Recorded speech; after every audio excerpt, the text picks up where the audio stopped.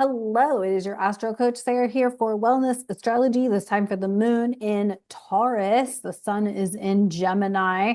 And this moon moves into Taurus Saturday evening, the 24th of May through the 26th of May. Now, I may post this video the 25th, but I may actually post it midday Saturday because we have Mercury conjunct Uranus at 27 degrees of Taurus, and then we have Saturn moving into Aries. Now, this happens late in the evening, Saturday, these two transits. However, they are significant. We probably will feel the buildup all day Saturday. You may get Uranus, Mercury, is Uranus the higher octave of Mercury? I believe so. Let me think this for a second. Mars, Pluto, Venus, Neptune. Yes, Mercury, Uranus. So these two planets work together, right? Mercury is considered to be the ruler of astrology. Uranus is the god of the skies. And so they're coming together with the sun in Gemini, trining Pluto, coming off of a trine to Pluto in Aquarius. So this could be really significant information-wise, downloads-wise, you getting some important information, something like game changer information, but then hours later, Saturn's going to ingress into Aries. So this is kind of and this is a darkening moon, darkening to a new moon in Gemini, which is mercurial, and Mercury will be in Gemini by the time we get to this new moon in Gemini. So there's a lot going on here that, like, the more you can clarify, cleanse your system mentally, physically, emotionally, spiritually. This is a moon in Taurus. So Taurus is about resources. So money and food and nutrition, and hydration and things like that. Also, the more you can connect with Earth, this may be the good time to go camping and be out in nature and disconnected from electronics, technology. You can wear crystals that support being disconnected from technology and Wi-Fi and EMFs and all of that. And so, this could be a good weekend to not be on social media and just really be in your own element, really be connected to yourself, your physical body. This could be a good moment to journal and be prepared to journal. This might also be a restless night of sleep because these transits happen like at the Saturn ingress at 11:30 p.m., 11:20 p.m. Central Time. If I go back, I'll go back about 2-3 hours. Yeah, there's the Mercury Uranus conjunction is at 6:20 p.m. Central Time on Saturday. So it could be I don't think explosive is the right word. I think it's more information, downloads, information, like, and the sad part is most people will miss the downloads because they're going to be out for a 3-day weekend partying it up, right? And intoxicated and all that bullshit. And this is the advantage of the United States having all of these celebratory booze sessions, is that we miss these opportunities to have these downloads. Now, this could also be um, something. I mean, this is a darkening balsamic moon in Taurus. Uh, so before a new moon, and with that Saturn ingress, um, I would say stay hydrated. This could be really, it could be a dry, as in dry conditions, like low humidity, things like that. So good moment to stay on your hydration game. I just found a recipe to make my own electrolyte powder, and I'm like, I might try that because I actually like electrolyte powder, but I'm trying to get away from things that, like, don't have good ingredients. Like Gatorade is disgusting, Powerade is disgusting. Um, to me. They have way too much sugar in them. And I don't like color dyes and all that because that upsets my digestive system. Anywho, I digress. But legit, this could, hydration, staying hydrated, eating good, nourishing or nutrient dense food, good proteins, good vitamins, make sure you're taking your supplements if you take supplements, um, all of those sorts of things. So I like this moon in Taurus, but I mean, clearly the energy, because if Saturn ingresses into Aries at 11 p.m. Saturday evening, like Saturday versus Sunday might be very, very different, like feel very, very different. Because then we have Saturday, Sunday, Monday, with this moon still in Taurus, definitely getting to that balsamic dark moon phase, with Saturn in Aries, like mm,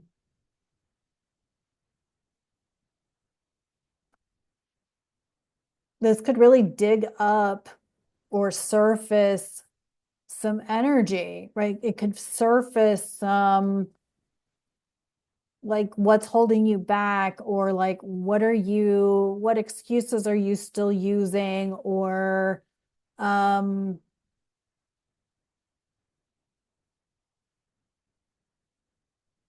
it could also be information that people don't want to believe. I know the P. Diddy trial started a week ago. um that's bringing up some dark shit. Could be something with money and finances. um I would say with the sun in Gemini, coming off that trine to Pluto, and Jupiter still squaring the nodes, here's what I will say is don't take things at face value. It's Gemini season. Do your homework, do your research. Don't just say, well, the news said XYZ. No, this is not the time to do that. This is the time where you need to do your own research and find out information. And there's also the to like stop generalizing people just because it like not everybody's in a quote unquote cult like um frame of mind so much as they're mindful enough to be aware of things, right? um this could also be the point where people get really selfish, and really self-absorbed, and just say no to doing an event this weekend because they're choosing to focus on their own projects. I feel like that's really what's going to happen in the very near future, as we get into these Aries Gemini energies with Pluto and Aquarius. Like there's going to be a lot of people who just stop doing the same things that they've been doing because they are literally outgrowing those activities and experiences and growing into having a whole new, I mean, this is an opportunity for a whole new era for each of us individually. And I think you're going to see that you're really going to start to see the stark contrast between people who have really done some healing work and are moving on to bigger, better, greater things, and other people who are going to stay stuck in that same bullshit, suffering kind of lifestyle that they've been living because they just can't figure out how to outgrow it. And so as we get more into this, you're really going to start to see people get a bit more, maybe a lot more self-centered and a lot more pursuing different interests than they've had before. And you're like, what the hell? Like, you know, like I know somebody who has been a chef for a long time. He's a successful chef and he's thinking about going to school for architecture. Like that's what I mean by like, people are going to just start spinning in a whole different direction. You're like, huh? Um, but people got to follow their heart and follow their soul. And that's what this North Node in Pisces is all about. And Jupiter is currently amplifying those nodes, but that square in Gemini, Jupiter in Gemini. And I feel like that's gonna and now Saturn's gonna be in Aries.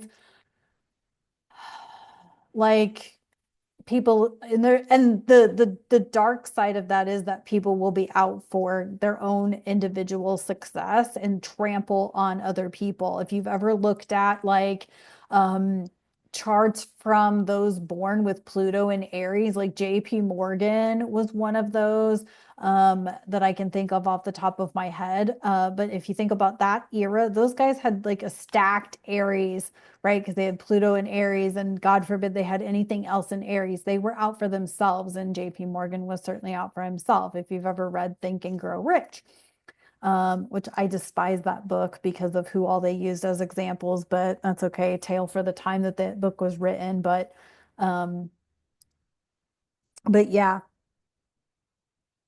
um, I liked the book on principle. I did not like it because the people that were in it, I was like, well, yeah, they were all born with Pluto and Aries. So of course they were out for their own success. But that doesn't mean that just because you have Pluto in Libra or Pluto in Scorpio or Pluto in Sag that you can't be out for your own success, or even you Pluto Virgos out there. You still can be out for your own success. Um, what is this? The High Priestess in reverse. I often think of this card as people being fearful of or not open to their own empathic spiritual gifts. I could go down a whole rabbit hole. I just had a conversation with a client the other day about the spiritual connection of autism and ADHD because I truly believe that those are like, did we suddenly just have an influx in people with diagnosed air quote, like big giant air quotes, with diagnosed ADHD and autism, or are people actually evolving and communicating differently, if not telekinetically, but telepathically? Um, and yet none of the rest of us is caught up to that. I swear we could all be ADHD and autistic, but this is perfect for that Uranus Mercury conjunction, right? It's like people are not prepared to listen to their own physical body, their own mental downloads, their own, like people are so in their ego um that they're struggling to hear what they're, and they're trying to be ego, and that's not working. um what is this?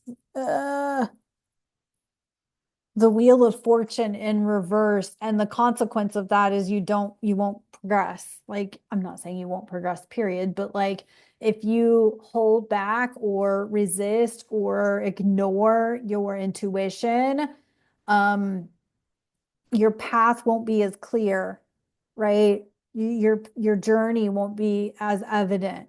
And believe me, I'm like struggling with this right now. So I actually need to do some personal like meditation and personal work on that because I'm feeling something that I'm like, what the fuck? No. But so yeah. So the High Priestess in reverse, the Wheel of Fortune in reverse. I think that's just people are really struggling to oh, and there's also the idea that people are struggling to accept the authenticity of others. Like, and I struggle with this because like I don't in the last few years I've gotten to see people in a different light, see some people in a different light, and I'm like, fuck, are they really that shitty of people? And I hate to like admit that the answer to that is yes, but like what if the answer is yes? Like what if people you thought were really nice and really cool are actually really shitty people? But that's them being authentic. Authentically, they don't give a fuck. And that's partly what we're all going to have to learn to be okay with is that there are people out there who are really shitty, whether it's a big name, a public figure or not, could be in your family, could be in your friend group that you're like, what, is that person really that shitty? Yeah. Authentically, they are just that shitty. So that's something to think about too. And then we got in the ancient feminine wisdom. Um, we got uh Themis, Themis, Themis, Themis, I think. Themis. Somebody is mad at me for not pronouncing these properly, and that's okay. You can be mad at me. You can also feel free to put it in the comments. Justice. I thought so, because this looks like a temperance type card. Um, justice, balance. We may be getting some results from something.